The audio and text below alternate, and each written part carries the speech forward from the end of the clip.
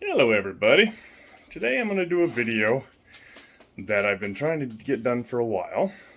Just haven't had a chance because I've been really busy. What I'm going to do is I'm going to show you how to restore a cast iron pan. And I'm going to be using one that my grandmother gave me back in 1995. And I've never used it. So restoring is definitely something I have to do, but we'll get into that in a minute.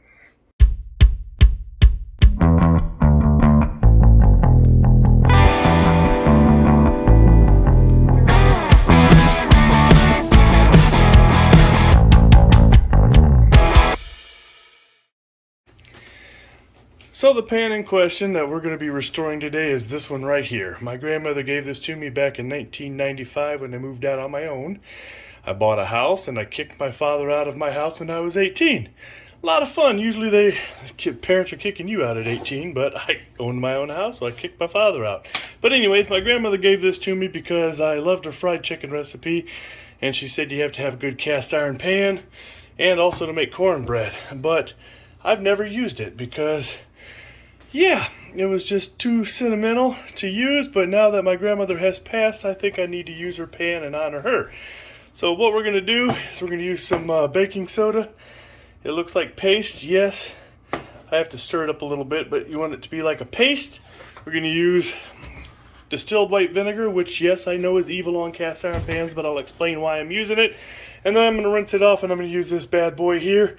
I won't be able to show you the rinsing off process because my sink isn't big enough, so I have to do it elsewhere in my utility sink, and I'm not carrying my camera down there. So yeah, let me get everything situated and then we'll get started and show you how to restore a cast iron pan.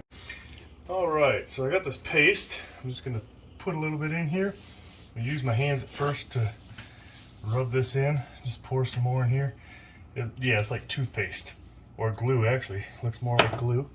Let me get my paper towel here. I don't want to really use my hands a whole lot, but you'll see how it starts to eat away at that rust because it's a chemical reaction that starts on the metal, and it just starts eating away at the rust and all the good stuff on there.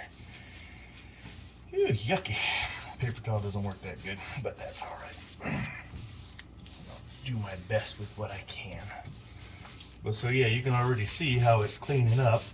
And I forgot to get my pan underneath to put so I don't get stuff all over my stove, but it's a glass top, so it's pretty easy to clean. So yeah, you can see how it's turning color right there, because that's all the rust coming off of it. And all the icky, sticky, and ooey gooey. I don't know if my grandmother ever actually used this pan, but it was beautiful that she gave it to me. So I can make fried chicken, because my grandmother has the best fried chicken recipe. I won't be making that for you tonight though. That'll be another day, another video, because yeah, we're doing something else for dinner tonight, and it requires a couple of boxes and a delivery man, and it says Pizza on it, which is not Italian, by the way. So yeah, that's that part of that. I'm going to flip it over. And yes, I wish I had a pan. Get some more of my pasty stuff. A little too much water, a little too much water. You can see all the chemical reactions starting once again on this side, which is pretty cool. And then, yeah, if your pan is worse, obviously it's going to do a lot more of the, you'll see a lot more of the chemical reaction happening. So if you have a lot of rust, you're going to see it coming off, and it's going to be reacting. Mine didn't have a lot of rust, thank goodness, but I can't season it and treat it properly with all the icky sticky that was on it. And then yeah, because it just wouldn't work right. So yeah, you can see how all that stuff is coming off and is getting slightly better and all that good jazz. So yeah, you can see how much it's already cleaned up on the inside here. You guys are gonna like what I do next. Something that is very evil for cast iron, but it needs to be done when you're restoring it, because set that down gently. I don't want to crack my stove. And yes, I've done that before. Smashed the top of my glass stove top because I was playing with cast iron. One time I was did something, and I had a spoon sitting over here, and I picked it up and dropped it because it was hot, and it shattered my top. That was a different stove a long time ago. All right, so what I'm going to do now is, get the icky sticky, reach over here, and then I'm going to grab some white vinegar. And I know that sounds horrible. Let's see what it's doing there. That's going to complete the chemical process to get all the nasty rust and stuff off of there. And yes, we know vinegar is bad for cast iron when you're cooking because it takes off the seasoning. But if you want to get the seasoning back on it, to restore it, you have to use vinegar because it eats all the nasty grossness off that shouldn't be there. That's why we use vinegar. You can see how pretty that's looking already. All the nasty rust and stuff is gone. I'm going to grab some more vinegar.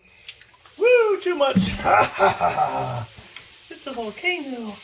You ever do that in school? Put the baking soda with vinegar and make a volcano? I did that yesterday. I mean, no, I didn't. Could be why my kitchen's a mess. Ha ha, just kidding. So yeah. So I'm gonna finish this up. Yeah, see how it's no longer sudden? All the, see how clean that is? I'm gonna get that right there a little bit real quick. And then what I'm gonna do now, which I'm gonna have to do off camera because like I said, my sink isn't big enough for this pan, so I have to do it in my utility sink, and I'm not taking my camera down there, or my camera holder, who's helping me at the moment because she's awesome. So yeah, I'm gonna go rinse this off, and then I'm gonna show you what it looks like here in a second. I'm gonna do get some more of this paste right here just because, there we go. Right here on the inside still had a little bit that was ugly, but I'm gonna go rinse this off, and then I'm gonna show you what happens here in a second. All right, I rinsed it off. You can see there's still some water in there because I've got to get all that out. But you can see the difference in the pan. It really looks a lot better than what it did. So, yeah. And I'm heating my oven to 500 degrees. I know that sounds like a lot, but it needs to be hot. And you'll see why in a second. Let me get this dry because paper towels in one hand ain't working so good. Let me put my fat belly to hold it. And there we go. So, yeah, give me a second and I'll show you the next step, and then you'll understand why it's at 500 degrees. All right, my oven's at 500. This is what the pan looks like now.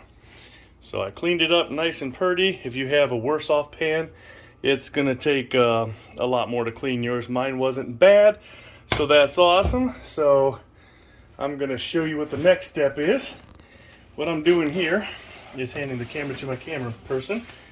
You're going to take canola oil, and the reason I like canola oil is because it's what works best, and I probably just put way too much. You want to put a very, very, very light coat on. I'm going to have to get my paper towels down, and I'm going to have to do that. And what you want to do is you want to make sure you have aluminum foil in your oven so it doesn't drip. I put that in earlier, but I didn't show you that. But I've got way too much canola oil on here because I poured too much because I'm an idiot. But hey, I'm going to show you the good, the bad, and the ugly. I'm not going to show you a perfect video because you don't want to have too much. You want to have just a light coating of canola oil. And I'm going to get the one that I used the first time. Oh shoot, I almost busted my glass top. So there you go. You get the canola oil on there. Yeah, you're going to get your hands oily. I don't like to use gloves because I can't find any that fit my massive double XL hands. So it's never fun when you have hands as big as mine. I do the handle as well. Like I said, you want to get a nice light coat, and then you're going to put it in your oven for 20 minutes. That's it. 20 minutes, and then we'll see you in 20 minutes, and we're going to do this again because you got to do 3 coats just like that for 20 minutes at 500. It's 500 degrees. Do not touch it because you will burn yourself in, and you don't want to touch 500 degrees. Trust me, it's hot. You're going to put your second coat on. Do not burn your fingers because, like I said, it is very, very hot. You're going to hear it crackle. You're going to see the smoke coming up because that oil is settling in. I probably put too much on the first coat because, yeah. Oh, that's hot. Oh, that's hot. That's hot. That's hot. All right. There we go. You can see the smoke coming up. That shows you how hot this thing is. Trust me, you do not want to touch it. Yeah, you're laughing. Yeah. You have to take me to the doctor because I've got a nub for a finger. And it's not going to be funny. So there we go. Now, that's coat 2. Now, you can see the black is starting to come on there. Now I'm going to put it back in the oven for another 20 minutes at 500. And we'll see you then. Okay, now we're going for the 3rd layer. Some people only do 2, some people do 4. I like to do it 3.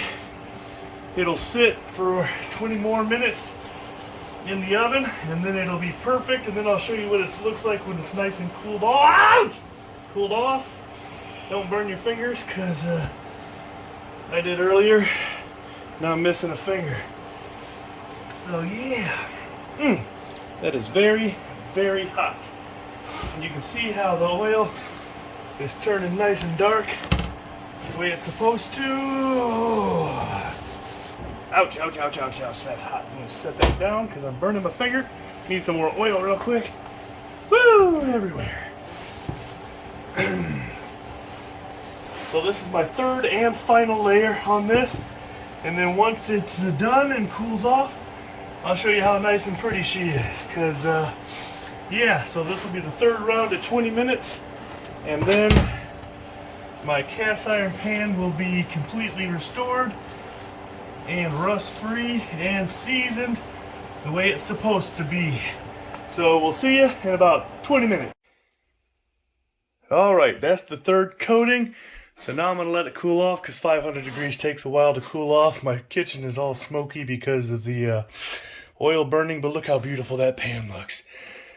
Once it cools off, we'll show you how beautiful it really is because this one came out very, very nicely. So we'll see when she cools off. Well guys, I finished up my pan. I didn't burn myself too bad either, but take a look at this bad boy. Oh, look how beautiful she came out. Still a little warm, but I can handle it. For cast iron, yeah, this thing is actually quite old as well because my grandmother had it when she was younger. She said she had it when she was when she first got married, and she just passed away and she was 98 years old. So yeah, you can understand how old this thing is, and that's why I wanted to honor my grandmother, restore it, and actually use it because it is just perfectly seasoned. I scratched it on the rack. Oh well. But perfectly seasoned, just absolutely perfect pan. So if you ever get cast iron and it looks like crud, that's how you restore it, and that's how you season it, so you can have a really good cast iron pan to use. So make sure you like, share, subscribe, hit that notification bell, and make sure you leave a comment. Thanks for watching.